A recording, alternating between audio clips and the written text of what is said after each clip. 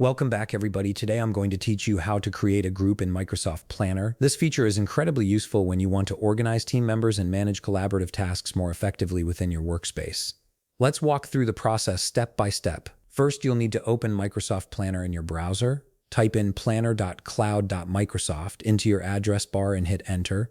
This will take you directly to the Planner login page.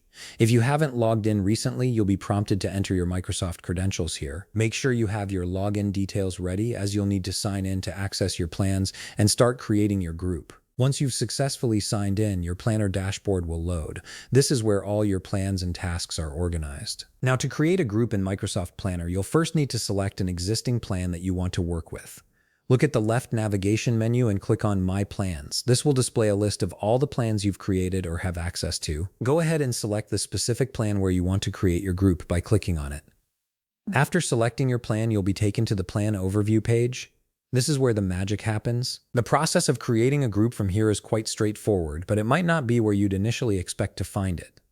Look toward the top part of your screen where you'll see a Share drop-down button. Click on this button and an Invite Member window will appear. This window is designed to help you manage who has access to your plan. Now here's where it gets interesting.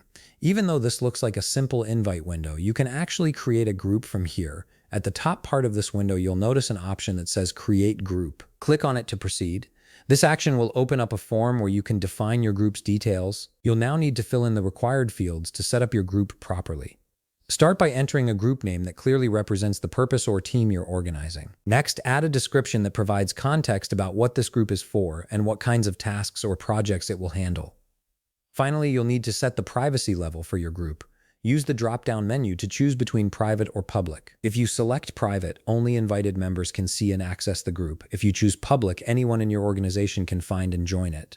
Make your selection based on the nature of your project and who should have access. Once you've filled in all the necessary information, confirm your settings and your group will be created. You've now successfully set up a group in Microsoft Planner that you can use to collaborate more effectively with your team members. If you found this video helpful, please leave a like, subscribe, and see you in the next video.